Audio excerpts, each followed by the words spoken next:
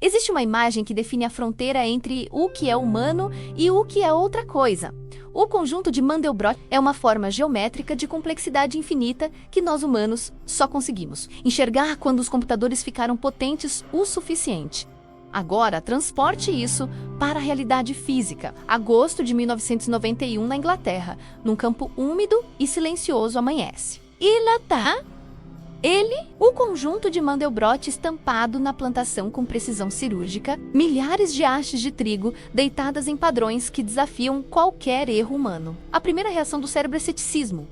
Tem que ser são aqueles caras das tábuas. É o que todos nós pensamos. Mas essa explicação confortável começa a desmoronar quando você chega perto. Porque quando os investigadores entraram naquele campo, eles não encontraram plantas quebradas. Eles encontraram algo que não deveria ser possível. As plantas estavam vivas e pareciam ter sido alteradas geneticamente. A explicação das tábuas funciona muito bem na TV.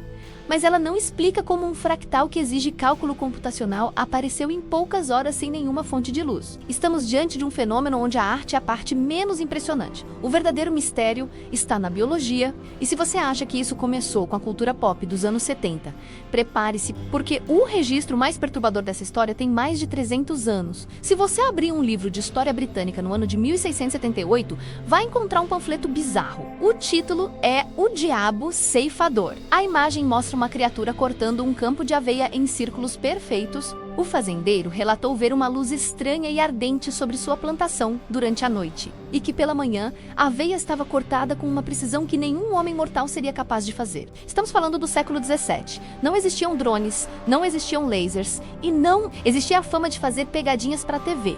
Isso é um problema gigante para os céticos modernos. O fenômeno precede a nossa tecnologia. O que mudou não foi o fenômeno, foi a complexidade. Antes eram apenas círculos simples, hoje são equações. Mas claro, onde há mistério real, há oportunistas. Vamos tirar o elefante da sala. Sim, a maioria dos agroglifos é falsa. Provavelmente 90% deles. Nós sabemos sobre Dag e Dave, os falsificadores que usavam tábuas e cordas. A mídia adorou essa explicação. Mas existe uma diferença visual gritante. Quando humanos fazem um agroglifo, é um ato de violência contra a planta.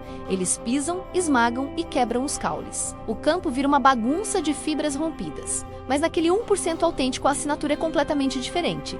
As plantas não estão machucadas. O solo não tem marcas de passos. É limpo e cirúrgico. Os falsificadores deram ao mundo uma explicação fácil e o mundo aceitou.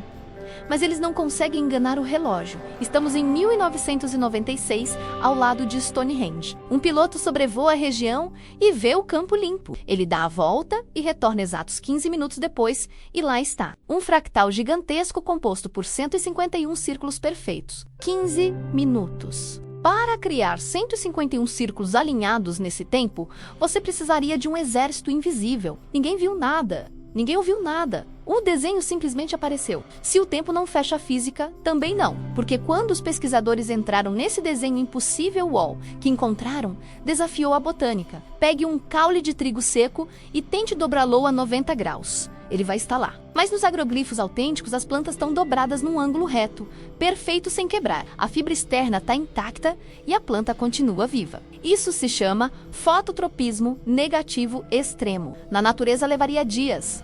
Ali aconteceu em segundos e as plantas estão trançadas umas sobre as outras como um tecido. Tente fazer isso com uma tábua de madeira e você falhará. Então, o que dobrou essas plantas sem quebrá-las? A resposta estava escondida dentro do próprio caule. Para entender o que aconteceu, você precisa olhar para os nós do trigo. Nos casos autênticos, esses nós estão explodidos de dentro para fora. Existem buracos de saída chamados de cavidades de expulsão. Sabe o que causa isso? O mesmo princípio do seu micro-ondas. Quando você submete água a uma radiação intensa, ela vira vapor instantaneamente e explode o nó para sair. Foi uma explosão de calor interno extremamente localizada. Os biólogos chamam isso de efeito de superaquecimento instantâneo. Não é pisão, não é vento, é radiação. Alguém bombardeou aquele desenho com energia direcionada, cozinhando as plantas na forma exata do fractal. E essa energia deixou algo mais para trás. Se você passar um ímã forte sobre a terra de um agroglifo real, vai coletar esferas microscópicas de ferro fundido. Essas esférulas só se formam em temperaturas altíssimas,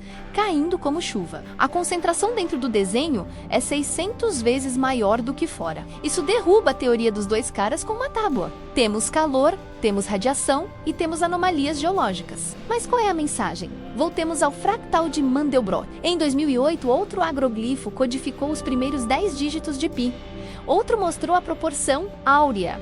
Estamos vendo diagramas de física quântica e geometria sagrada. A precisão é de tolerância zero. Tentar replicar isso no escuro sem GPS militar é logisticamente impossível. E é aqui que entramos na teoria mais fascinante, a hipótese da cimática. Você já viu como o som organiza a areia em formas geométricas? A teoria é que os agroglifos são resultado de feixes de som ultrassônico disparados contra a Terra. O som ferve a água, causando a explosão do... O som organiza a matéria, criando a geometria. E o som não deixa pegadas. Testemunhas relatam ouvir um trinado metálico antes dos desenhos aparecerem. Não estamos falando de naves pousando, mas de uma impressora sônica à distância. Talvez 99% sejam falsos, mas a ciência nos obriga a olhar para aquele 1%. Aquele onde o trigo foi cozido e o tempo parou. Ignorar essas evidências é negação. Estamos diante de um fenômeno que usa a linguagem universal da matemática. Mas a parte mais arrepiante é a indiferença. Eles não pousam na Casa Branca. Eles simplesmente imprimem equações na calada da noite e vão embora. Talvez a mensagem não seja para nós. Talvez estejamos apenas observando como formigas, enquanto alguém superior marca o terreno. A única certeza é que as tábuas de madeira não explicam o impossível. E o impossível continua aparecendo, esperando que a gente aprenda a ler. Se você quer continuar explorando o que a ciência oficial tenta esconder, se inscreva no canal e ative o sino. Comente aqui embaixo qual é a sua teoria, arte humana ou mensagem de fora. E a gente se vê no próximo mistério.